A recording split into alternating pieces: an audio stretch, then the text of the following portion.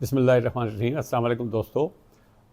पिछले एपिसोड में हमने जम्मू और कश्मीर जो हिंदुस्तान के ज़रिए इंतज़ाम है उसके बारे में उसकी हुकूमत के बनाने, आइन के बनाने और उसके आइन के आइन साज असम्बली के बनाने के बारे में, फिर उसके तोड़ने के बारे में, फिर अपना अपना शेख अब्दुल्ला मरहूम के गिरफ़्तार होने के बारे में एक वीडियो की थी। वो तो it was other than the United nation security council videos जो 52 और 57 तक तो नहीं हुई थी, तो उसके बाद जो सिलसिला शुरू हुआ था।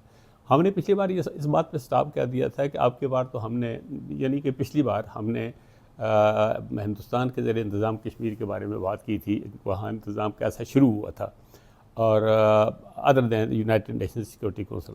अब आज की बार आज के वीडियो के हवाले से हमने बात करनी है कि इस अरसे के दौरान जो आज़ाद कश्मीर है, जो पाकिस्तान के ज़रिए इंतज़ाम इलाका है, उसमें क्या एडमिनिस्ट्रेटिव या पॉलिटिकल या कॉन्स्टिट्यूशनल सेटअप किस किस्म का बना, ताकि हम साइमल्टेनियसली दोनों हिस्सों को साथ साथ लेके चलते रहें।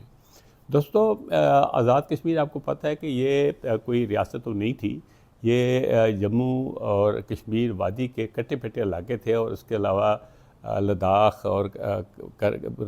और अस्करदू और गिलगित बल्तिस्तान के जो इलाके थे उन पर मुश्तबक इलाका था जो वजूद में आया, जिसकी हुकूमत 24 अक्टूबर को डिक्लेयर की गई। और 24 अक्टूबर को डिक्लेयर करने का मतलब मैंने पिछली वीडियो में आपको कहा था कि 24 अक्टूबर को चूँकि रियासतें चूँकि इंडियन इंडिपेंडेंस एक्ट के तहत वो 15 अगस्त को सारी रियासतें आज़ाद हो गई थी और उनके इख्तियार था कि वो हिंदुस्तान या पाकिस्तान में से किसी एक के साथ इल्हाक करें। क्योंकि महाराजा कश्मीर ने कश्मीर इल्हाक के बारे में फ़ैसला नहीं कर सका था और उसने तातुल के शिकार हो गया, तो इसलिए लोगों को शक पड़ा इस इलाके के लोगों को, जो डोमिनेटिंग जो मुस्लिम डोमिनेटेड 100% मुस्लिम डोमिनेटेड इलाका था, उन्होंने उसके ख़िलाफ़ दे वेज वार अगेंस्ट देम। तो ये इलाका आज़ाद करवा लिया और आज़ाद करके 24 अक्टूबर को इन्होंने यहाँ हुकूमत कायम कर ली। और उस वक्त हुकूमत कायम करने में ये जस्टिफाइड इसलिए वाले से थे कि भाई एक आज़ाद रियासत हो गई थी, चूँकि रियासत 15 अगस्त 1947 को आज़ाद हो गई थी और रियासत के लोगों के पास इक़्तिदार वापस आ गया था। जिन लोगों ने स्ट्राइव किया, कोशिश की इसको महाराजा की फ़ौजों को यहाँ से निकालने के लिए, उन्होंने अपने इलाके में हुकूमत कायम कर ली और इस हुकूमत का 24 अक्टूबर को वजूद में आया और ये कानूनी तौर पर 24 अक्टूबर को वजूद में आ गई।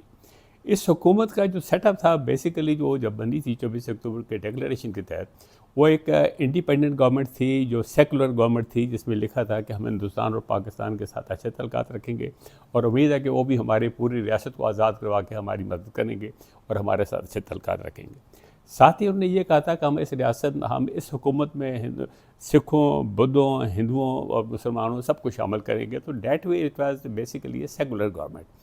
बहरहाल ये ऐलान तो ज़रूर था, लेकिन उस अरसे के दौरान चूँकि ऐसी सूरत हाल पैदा हो गई थी कि यहाँ सिख और हिंदू थे, यहाँ इस ये इलाका छोड़ के चली गई थी, कोई बन नहीं सका था, लेकिन डिक्लेरेशन वाज देयर। सो 24 अक्टूबर का जो declaration it was basically the declaration of formation of an independent state of the independent part of the state of the whole of the state of Jammu and Kashmir as a representative of whole of the state of Jammu and Kashmir. This was the declaration। और उस declaration को हवाले से लोगों ने उसी तरह की गवर्नमेंट भी बनाई और गवर्नमेंट उस तरह की बनी कि इसमें एक प्रेसिडेंट बना और प्रेसिडेंट वो शख्स बना जिसका नाम सरदार इब्राहिम खान था, जो रियासत की प्रजा सभा यानी रियासत की जो लेजिस्लेटिव असम्बली थी उसके मेंबर भी थे पुंछ से, तो उनको प्रेसिडेंट बना दिया था। बाकी एक काउंसिल ऑफ मिनिस्टर्स बनी, वो इसको गवर्नेंस उन्होंने इसकी शुरू कर दी इस एरिया की। There was no structure at all, it was all built on scratch. और स्क्रैच से बनने वाली हुकूमत कितनी इफेक्टिव हो सकती है और क्या क्या कर सकती है, एवरीबॉडी नोज दैट कि उस हुकूमत क्या कर सकती है, उसी हद तक इन्होंने भी किया। लेकिन they made a legal framework during that era.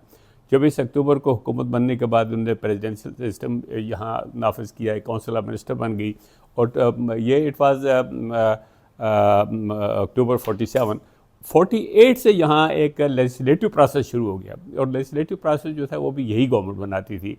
इसने बहुत सारे कानून यहाँ बनाए, जो उस वक्त ज़्यादा इमरजेंसी वाले जो कानून थे, जो लॉ कोर्ट्स को सेटअप करने का कानून था, वो courts and law court act बनाया इन्होंने।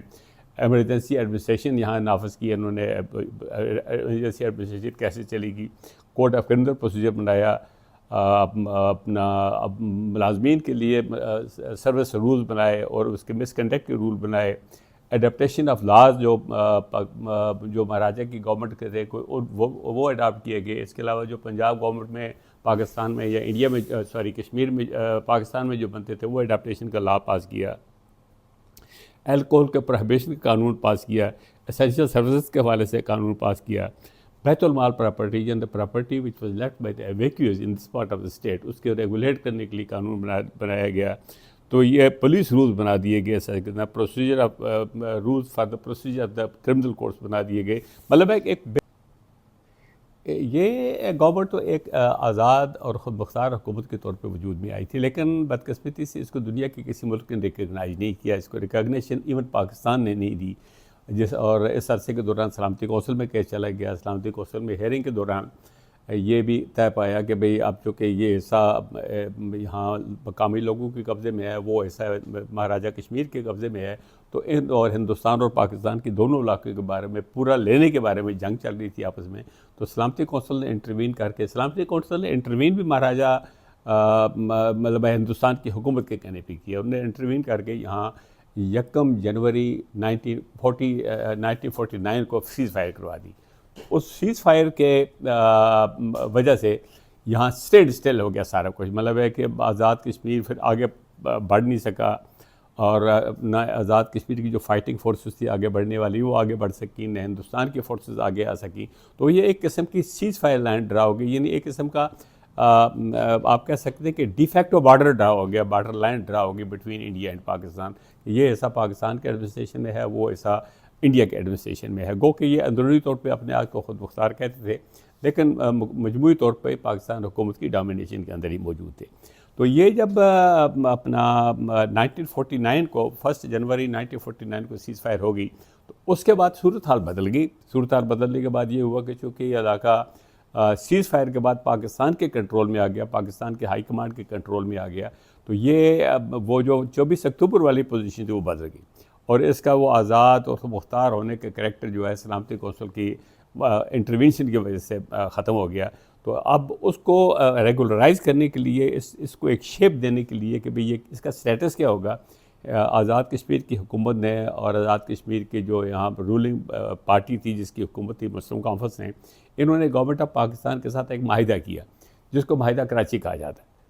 माहिदा कराची जो था उसके वो एग्जैक्टली वैसा ही था जैसा महाराजा हरी सिंह ने हिंदुस्तान के साथ 26 अक्टूबर 1947 को किया था कि उसे डिफेंस, फॉरेन अफेयर्स, कम्युनिकेशन को हिंदुस्तान के सपोर्ट कर दी, और बाकी जो सब्जेक्ट्स वो अपने पास रखे, एक्सेप्ट 2 सब्जेक्ट्स जो उन सब्जेक्ट से defence, foreign affairs, communication and उसके साथ कॉरस्पॉन्ड करते थे, वो उन्होंने इंडिया को दे दिए थे। आज़ाद कश्मीर में जब ये एग्रीमेंट हुआ तो इन्होंने डिफेंस, फॉरेन अफेयर्स, कम्युनिकेशन तो गवर्नमेंट ऑफ पाकिस्तान को दे दिए थे। That means along with all the subjects allied and connected with दो सब्जेक्ट, तो सारे गवर्नमेंट ऑफ पाकिस्तान के पास चले गए, और आज़ाद कश्मीर जो बाकी लोकल एडमिनिस्ट्रेशन की चीज़ें थी वो आज़ाद कश्मीर हुकूमत के पास रह गई।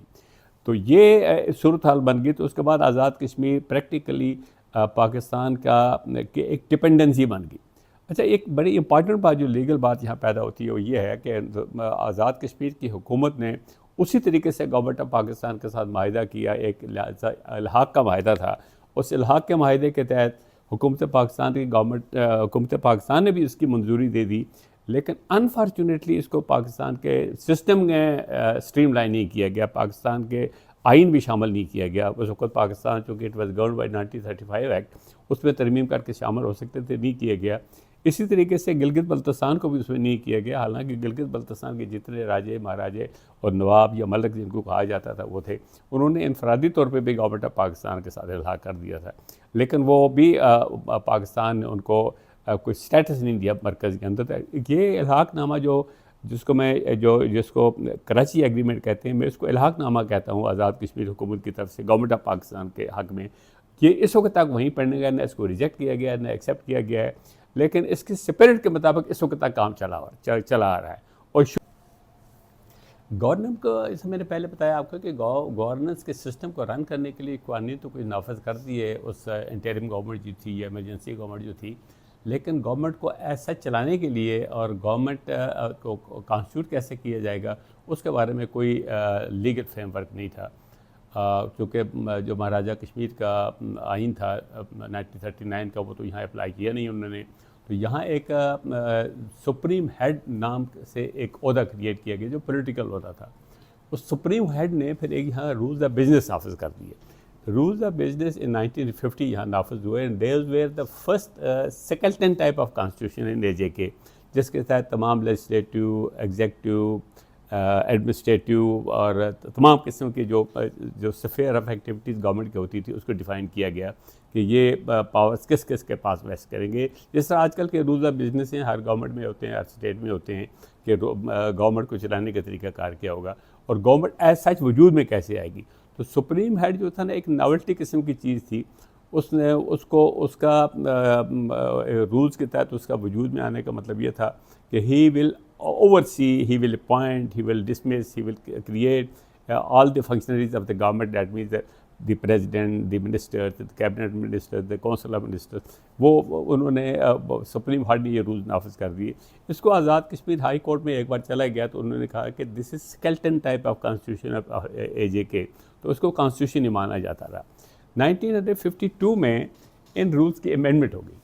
92 में इनकी अमेंडमेंट होने के बाद इनको इसमें करार दिया गया कि गवर्नमेंट ऑफ आज़ाद जम्मू और कश्मीर की गवर्नमेंट को जो है वो all Jammu and Kashmir Muslim conference की मुस्लिम कॉन्फ्रेंस बनाएगी, और मुस्लिम कॉन्फ्रेंस को उसको मुस्लिम कॉन्फ्रेंस समझा जाएगा जो मिनिस्ट्री ऑफ कश्मीर अफेयर्स में रिकगनाइज होगी, रजिस्टर्ड होगी ऐसा एज मुस्लिम कॉन्फ्रेंस।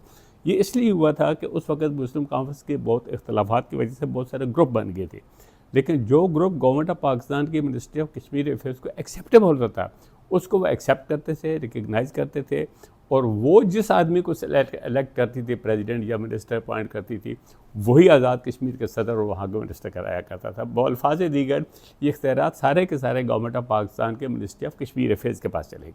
आज़ाद कश्मीर गवर्नमेंट से निकल के उनके पास सारे इख्तियारात चलेंगे। और उसमें ये हुआ कि उन्होंने उन रूल्स में एक क्लास रखी। क्लास ये थी कि ये जो है इनका एक जो एक एडवाइज़र होगा वो एक मिनिस्ट्री ऑफ कश्मीर अफेयर्स का एक जॉइंट सेक्रेटरी होगा जो इसका एक एडवाइज़र होगा, और ये इसकी इजाज़त के बगैर कोई फंक्शन कौंसल नहीं कर सकेगी, और एक कौंसल अगर कोई फ़ैसला करती है तो फ़ैसले को नाफिज करने के बाद पहले उससे परमिशन लेनी पड़ती। तो so it was a ridiculous type of rules जो अमेंडमेंट 52 में हुई कि इसमें एक ब्यूरोक्रेसी के महतात कर दिया गया एक सिविल एडमिनिस्ट्रेशन। ये जो रूल्स थे 1952 के, ये 58 तक ये रूल्स चलते रहे, और इस अरसे के दौरान जो जॉइंट सेक्रेटरी था मिनिस्ट्री ऑफ कश्मीर अफेयर्स का वही इसका इंचार्ज हुआ करता था, और कोई भी लेजिस्लेशन ऐसी नहीं थी, कोई भी अपॉइंटमेंट ऐसी नहीं थी जो बड़ी अपॉइंटमेंट्स होती हैं वो उस जॉइंट सेक्रेटरी के परमिशन के बगैर गवर्नमेंट ऑफ आज़ाद कश्मीर नहीं कर सकती थी। It had to be laid before the minister joint secretary, if he approved it then it would become the law, it would become the executive order, otherwise नहीं बन सकता। तो ये सिलसिला 1958 तक चलता रहा। 58 में रूल्स को दोबारा अमेंड किया गया, रीपरमलगेट किया गया ये रूल्स ऑफ बिजनेस को। तो उसमें फ़र्क सिर्फ इतना पड़ा कि इन्होंने उसको जो जॉइंट सेक्रेटरी है उसको बदल के चीफ़ एडवाइज़र कर दिया कि इट कैन बी ये जो फंक्शन करेगी government under the advice of the chief adviser of the government करेगी, और चीफ़ एडवाइज़र वो होगा जिसको ministry of Kashmir affairs designate करेगी to be the chief adviser for the government of Azad Kashmir. तो ये सिलसिला भी चलता रहा 1960 तक। 60 में गवर्नमेंट ऑफ पाकिस्तान में बड़ी तब्दीलियाँ आई, जिसमें अयूब खान चूँकि वहाँ मार्शल एडमिनिस्ट्रेटर थे, उन्होंने वहाँ लोकल बॉडीज़ लॉज नाफिज की, और लोकल बॉडीज़ के तहत इलेक्शन होते थे, और जो लोकल बॉडी के जो लोग इलेक्ट होके आते थे, जो डेलीगेट्स थे, वो इलेक्ट करते थे प्रेसिडेंट को। तो वही सिस्टम आज़ाद कश्मीर में नाफिज किया गया। आज़ाद कश्मीर में भी लोकल बॉडीज़ के तहत इलेक्शन करवाए गए। इलेक्शन करवाने के बाद लोकल बॉडीज़ के जो लोग जो डिस्ट्रिक्ट के लेवल के लोग थे वो आज़ाद कश्मीर के सदर को इलेक्ट करने को उनको इख्तियार दिया गया। ये 1960 में हुआ, और 60 में ये लोकल बॉडीज़ का अब the composition and the constitution of the government shifted from the rules of business to the अपना प्रेसिडेंशियल इलेक्शन एक्ट 1960। और इसमें साथ ही एक बात ये की गई कि इसमें एक ऐसा लॉ बनाया गया है जिसके तहत refugees of the state of Jammu and Kashmir who are settled in Pakistan, they were given the right to be a member in the council of the ministers. उनको भी मेंबर बनाने का वो लागू किया गया कानून। अब उसके ये कोई अजीब सी बात लगती थी कि गवर्नेंस आज़ाद कश्मीर के सिस्टम की हुआ करती थी। आज़ाद कश्मीर के टेरिटरी की गवर्नेंस के लिए ऐसे लोगों को इख्तियार दे देना या ऐसे लोगों को शामिल करना जिनकी आज़ाद कश्मीर कोई स्टेक्स ना हो, तो ये अनहोनी सी बात लगती थी। लेकिन उसकी वजह ये थी कि जो हमारे रेफ्यूजीज़ स्टेट सब्जेक्ट कश्मीर से, जम्मू कश्मीर से हिजरत करके पाकिस्तान में आबाद हो गए थे, उनको वो आज़ाद कश्मीर में उनको को रोल देने के लिए, क्योंकि उनका आज़ाद कश्मीर में कोई हल्का इंतखाब नहीं था, यहाँ से गवर्नमेंट शामिल नहीं हो सकते थे, उनको वो हल्का इंतखाब क्रिएट करने के लिए उनको वहाँ वोट का राइट दिया गया और वो भी आज़ाद कश्मीर हुकूमत के मतलब इसके हिस्सेदार बन गए। तो ये सिलसिला आज तक चला आ रहा है कि आज़ाद कश्मीर की गवर्नेंस में 1/3 of the members of the assembly and that again 1/3 of the ministers in the assembly, they are from the territories not included in the administration of आज़ाद जम्मू और कश्मीर। तो ये सिलसिला कोई अजीब जैसा सिलसिला है, लेकिन इस वक्त तक चलता आ रहा है। तो ये सिलसिला 69 में हुआ। ये अपना उसके बाद 1964 में इसकी तरमीम हुई, ज़रा इससे और मामूली किस्म के रद्द-बदल के साथ इसको नाफिज किया गया। अलबत्ता इसमें जो सबसे बड़ी इंपॉर्टेंट तब्दीली जो इस सारे सिस्टम में आई है वो 1970 में आई है। 1970 में एक गवर्नमेंट ऑफ जम्मू और कश्मीर एक्ट नाफिज किया गया। That was the first constitution of Azad Jammu और Kashmir and it was the best constitution ever given by the government of Pakistan to Azad Kashmir. ये भी मैं अपने दोस्तों को बता दूँ कि जितने भी लाज नाफिज यहाँ किए गए ये गवर्नमेंट ऑफ पाकिस्तान की ही तरफ से किए गए। गो कि इसमें आज़ाद कश्मीर की राय शामिल ज़रूर थी, लेकिन नाफिज गवर्नमेंट ऑफ पाकिस्तान करती थी, उनकी मर्ज़ी के बगैर नहीं हुआ करता था। 70 वाला act was the first constitutional act in Azad Jammu और Kashmir which gave the full autonomy to Azad Kashmir except those 4 subjects. तो मैं इसको उसके साथ दोबारा कनेक्ट करके आपसे इजाज़त दूँगा कि ये जो कराची वायदा था वो चूँकि एक इल्हाक़नामा था, उस इल्हाक़नामे में हिंदुस्तान ने इल्हाक़ करके अपने आइन के तहत कश्मीर को शामिल करके एक स्पेशल अमेंडमेंट्स के ज़रिए कश्मीर को गवर्न करते रहे। यहाँ इन्होंने इल्हाक़नामा को तस्लीम कर लिया, लेकिन अपने कॉन्स्टिट्यूशन में शामिल नहीं किया गया, इसको अपना हिस्सा नहीं बनाया। लेकिन इसके बावजूद भी आज़ाद कश्मीर के लिए जो कानून बनते थे उन कानून में हुकूमत पाकिस्तान का एक हिस्सा रहता रहा, उनके इख्तियार रहते रहे। ये इस तरीके से चलता रहा। नेक्स्ट टाइम इंशाल्लाह we will go ahead after what happened after 70, then we will talk about that. Thank you very much. अल्लाह हाफ़िज़।